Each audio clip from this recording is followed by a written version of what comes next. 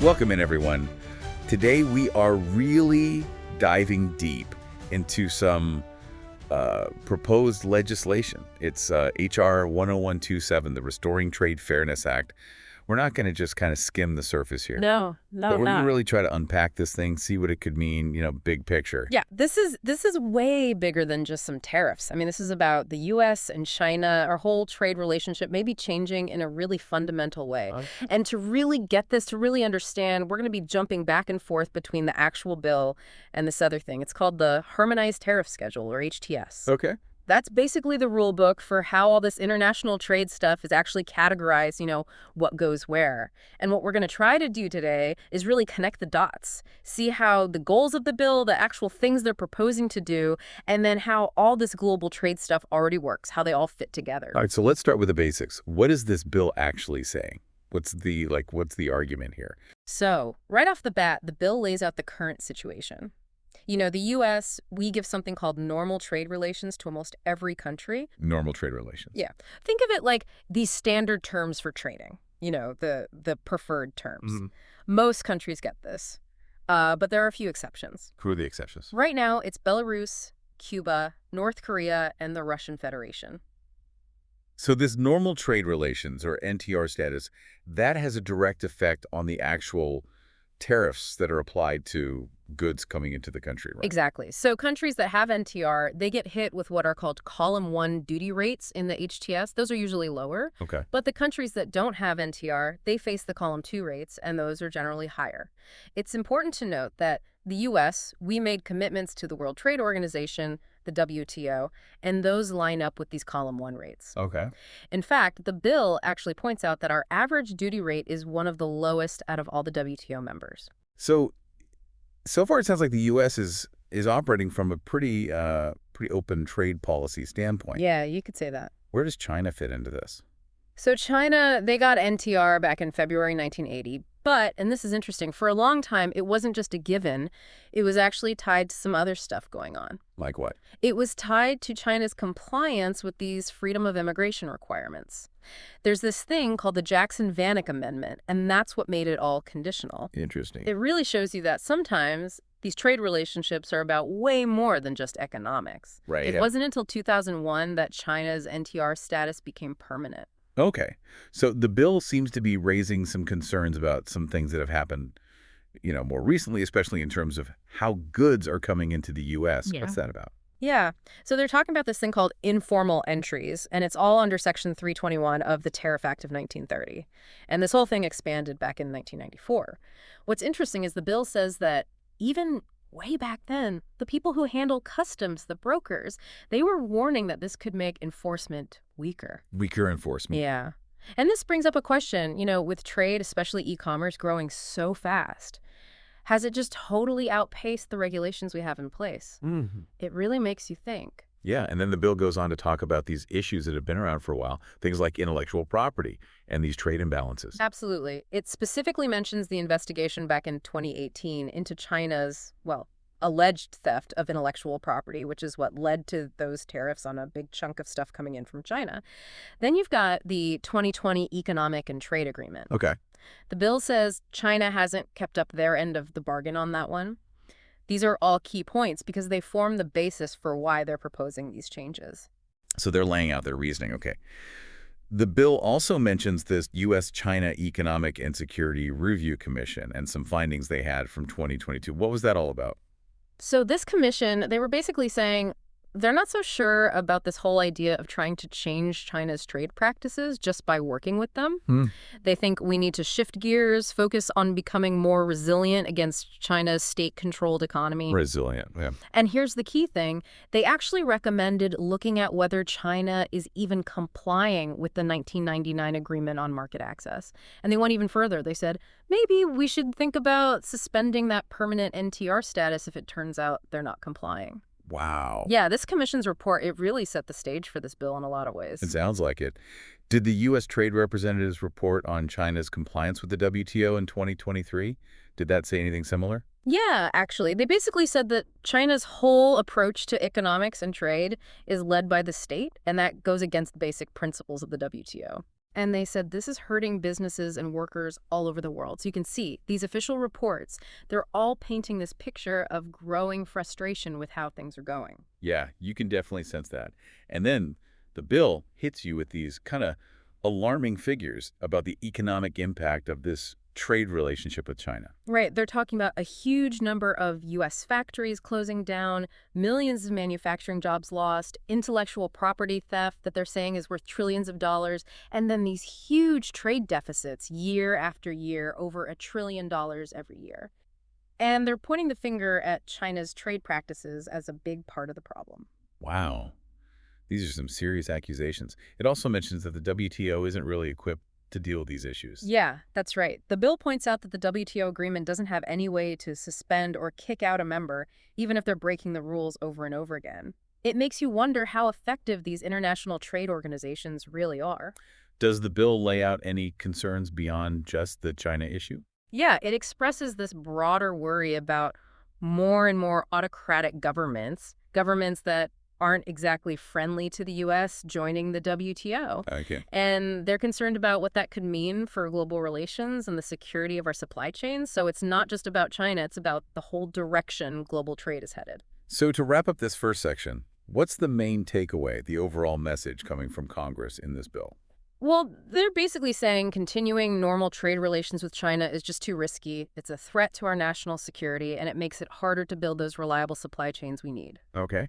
And then they go on to say that the U.S. should change its commitments to the WTO to make it possible to use those higher Column 2 duty rates on other countries too, so we could deny NTR to other WTO members down the line without actually breaking the rules. It sounds like they're thinking about a whole new way of approaching trade policy, maybe going it alone more. Okay, so that's the why. Now let's get into the specifics. What does this bill actually propose to do? The biggest change, the most immediate thing, is that they want to suspend normal trade relations with anything coming from China.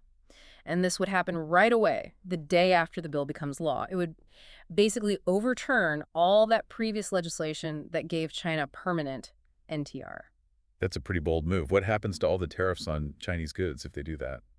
Well, the bill says the president has to revise the harmonized tariff schedule, that big rule book we talked about, and put in new duty rates just for stuff made in China. Okay. And these new rates would be based on those existing column 2 rates, but they could go even higher than that. So are they taking inflation into account?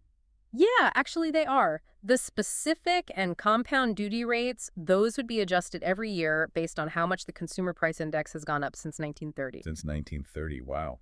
And get this, the first adjustment could even go back to the beginning of 2024. There is one exception, though. If the increase is less than 1% from the year before, they can ignore it. So they're not going to just suddenly slap these higher rates on everything. No, it's going to be a gradual thing phased in over 5 years. So at first, after 180 days, the duty rates would go up by 10% of the difference between what they were before the bill and that adjusted column 2 rate. And then after 2 years, it jumps to 25%, then 50% after 4 years, and finally the full increase after 5 years. It's like they're trying to ease everyone into it. Trying to soften the blow a little. Yeah, exactly. And then there's something called tariff rate quotas. What are those all about? So those apply to certain products, the ones that we only get from China and that we use more of than we make ourselves. Okay. For those, they would set up these yearly quotas, basically a limit on how much can be imported at a lower tariff rate. And what would those rates be? For the stuff within the quota, the rates would stay the same as they were before the bill for the first 3 years, and then they'd start following the phased-in column 2 rates. But anything over the quota, boom, 100% ad valorem duty right away. It seems like they're trying to encourage companies to make those essential products here in the U.S., or at least start buying them from other countries, lessen our dependence on China. So there's this base increase tied to column 2. They're adjusting for inflation, but the president can actually modify those duties even more. Yep. They're giving the president the power to raise duties on Chinese goods even higher than those adjusted column 2 rates. They could do this to push us away from relying on China or just as a punishment for what they consider unfair trade practices. And these extra increases would also be phased in over 5 years. So it's like a 3-tiered system. Yeah. The base increase, inflation adjustments, and then the president can decide to bump it up even higher. What other powers does this bill give the president? Well, it could also set up quotas to gradually reduce and eventually eliminate our reliance on Chinese imports altogether. And they could actually just ban imports from China if they think it's a national security threat, involves unfair trade practices, or is connected to human rights violations. It's giving the executive branch a lot of control. A lot of power. The way they figure out the value of imported goods from China, that would change too, right? Yeah, right now there are a bunch of different ways to value important stuff. But this bill says anything from China has to be appraised using the United States value. So basically, it's the price you'd pay for similar imported goods that are already being sold freely in the U.S. at the time they're imported. Importers would have to declare this value, and then Customs and Border Protection, they have to double check it all. So if those declared values end up higher, then the duties could be higher too, right? Exactly. And what about all that WTO stuff we talked about? Does the bill address those concerns? It does. It says the U.S. Trade Representative has to start the process of changing the U.S. schedule of concessions to the WTO. Basically, they want to tweak our commitments so we can use those Column 2 rates on other WPO members too without breaking the WTO rules. It's a pretty clever way to maybe change the whole international trade landscape. Strategic. Yeah. Are there any exceptions to all these big changes? Yeah, one exception. Those Section 301 duties that are already in place on Chinese goods because of unfair trade practices, those would stay. This new bill wouldn't replace those existing tariffs. It would be on top of them. Okay, so where would all this new money from these tariffs go? They want to set up a special trust fund within the Treasury Department just for the duties collected on imports from China. And what's the point of that? The main idea is to help out U.S. businesses that lose money if China retaliates, if they hit back with their own import restrictions because of this bill. So it's like a safety net for American industries. How would that actually work? Well, for agriculture, it's pretty specific.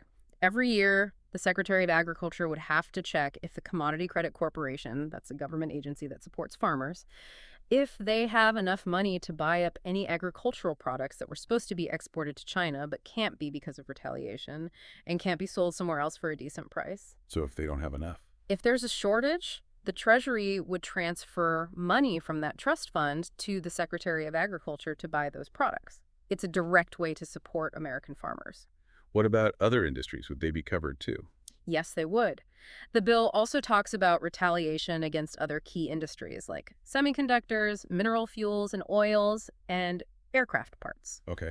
After taking care of the agricultural stuff, the Treasury Secretary would give money from the trust fund to the Secretary of Commerce to buy up affected goods from those industries. Same idea as with the agriculture.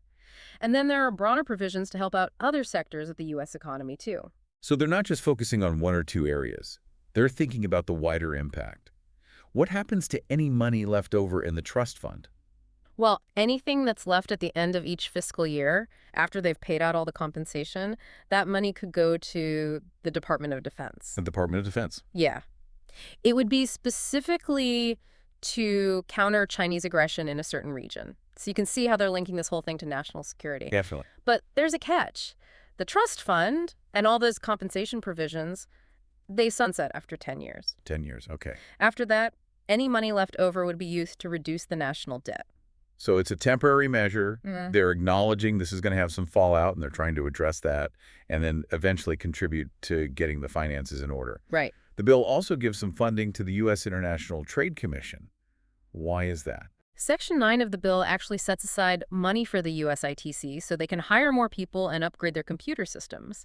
They're suggesting $3.6 million for fiscal year 2025 and then $3 million every year after that. It seems like they're expecting the USITC to play a big role in analyzing and keeping tabs on how this whole thing plays out, which makes sense. Yeah, they are the experts on trade data. Then there's Section 10, which is really specific. It lists tons of products by their HTS classification. Why go into that much detail? So Section 10, it starts by listing everything under Section V of the HTS, which is all about mineral products. But then it goes way beyond that. Like what? It lists all kinds of specific chemical compounds, pharmaceuticals, isotopes, radioactive elements, a whole bunch of machinery, electrical equipment, transportation equipment, even optical equipment, measuring instruments, and, believe it or not, some weapons. That's a huge range of stuff. Basic raw materials to high-tech gadgets to military hardware. Are those specific things treated differently under the bill? Well, everything from China would be affected by the suspension of NTR and the new tariffs, but I think they included the big list to highlight the things they see as super important, whether it's for national security, economic reasons, or just because they're worried about unfair competition. It's interesting, they're actually asking the USITC to give them detailed info on all those listed items, especially their equivalent ad valorem duty rates. And for the ones with a rate below 100% after you adjust for inflation, it makes me think they might end up with even higher duty rates than other stuff. It's like a way to target specific areas within the overall tariff changes. So a more focused approach within the larger goal of raising tariffs across the board. To get a sense of how this might actually impact different industries, maybe even specific technologies, let's take a look at our analysis of the HTS and how it handles all these advancements in technology. Right, that's really important to understand. The HTS, that's the language of global trade. And as our analysis shows, it's constantly changing to keep up with all the new and more complex products coming out, especially in electronics, machinery, and aerospace. Okay. They do this by adding more and more subheadings within the chapters, like electronics is chapter 85, machinery is 84, and aircraft and spacecraft are in 88. So for example, they actually have a separate category now for smartphones under electronics. Exactly. And the way they break down ADP machines, those are automatic data processing machines and all their parts. It's really detailed. They've even got stuff in there about outdated tech like CRTs right alongside the modern stuff like printed circuit assemblies. Oh. It really shows you how the HTS tries to capture all the little details of computing technology. And then you've got all the different types of semiconductor devices, from LEDs to these super complex integrated circuits, each with its own little category. And it goes on and on. They have classifications for things like, get this, television transmission set top boxes with communication function.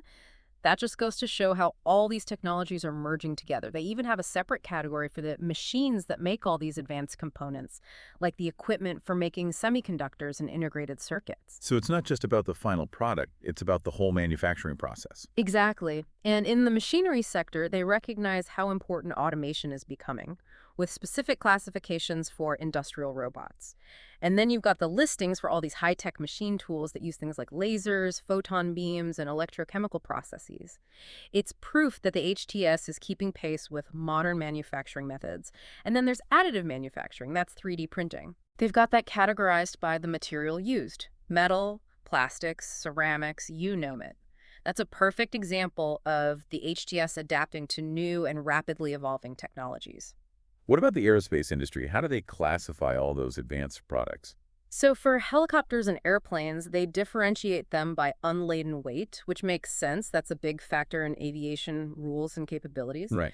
But what's really interesting is that they actually have a separate category for communication satellites and other spacecraft, including the rockets that launch them. So their reach extends all the way into space technology. They even include things like air combat ground flying simulators. It just goes to show how detailed they get. It sounds like the HTS is constantly trying to stay up to date. It has to be. Our analysis also talks about the specific language they use in the descriptions and the units of measurement. Right. For those really advanced products, they tend to be very specific in their descriptions. They'll include things like what the product does, the technology it uses, or what it's meant to be used for, like smartphones for cellular networks, that kind of thing. And the units of measurement are tailored to the product. Okay. So you'll see no for individual items, kg for materials, and then more specialized units like FBM for fiber optic cables or T for nuclear reactors. So how does the HTS stay relevant when technology is changing so fast? Well, from what we've seen, it looks like they have a few ways of doing it. The main one is just adding new, more specific subheadings whenever some new technology becomes a big part of international trade. They also use these functional descriptions instead of just saying what something is made of, which lets them classify new technologies that basically do the same things as older ones. And then they really break down all the parts and accessories, which helps them deal with how modular and complex these products are. Now, the excerpts we looked at don't get into the nitty-gritty of how the HTS is actually updated, but it's clearly a collaborative effort between different countries to make sure the schedule stays useful for everyone. So bringing this back to the Restoring Trade Fairness Act, this bill is basically proposing a huge shift in how we deal with China on trade. They're going to use the existing HTS framework, but they're going to raise those duty rates way up across the board, and a lot of these goods are cutting-edge tech. That's exactly right. And if you think about that list of articles in Section 10, the one that goes from basic minerals to advanced electronics and machinery, the impact of this bill could be massive for the economy and for technology in general. All those industries that depend on imports from China, they're going to see their costs go way up as those duties rise. Right. And that can mean higher prices for consumers, supply chains being totally rearranged as businesses scramble to find other sources, and maybe even a resurgence of domestic manufacturing in some sectors. And then there's the impact on innovation. That's a big question mark. If those imported parts and equipment get more expensive, that could hold back research and development here in the U.S. Yeah, that makes sense. This deep dive into HR N10127 and the HTS, it really shows how trade policy, technological innovation, and global supply chains are all tangled up together. And it makes you think, if this kind of major change in our trade relations actually happens, what's going to be the result? Not just what they want to happen, but what about the unintended consequences? This bill, it really forces us to think about the long-term effects on innovation, on how competitive the U.S. can be in a globalized economy, and what international cooperation is going to look like in a world where technology is changing so rapidly. It boils down to this. Is this big, forceful approach really the best way to deal with these concerns about trade and national security? Or would it be better to find more targeted, more nuanced strategies? Ones that take into account the realities of our global economy and how fast technology is moving. That's what this bill is asking all of us to consider. A lot to think about. Yeah, absolutely. Right. Until next time.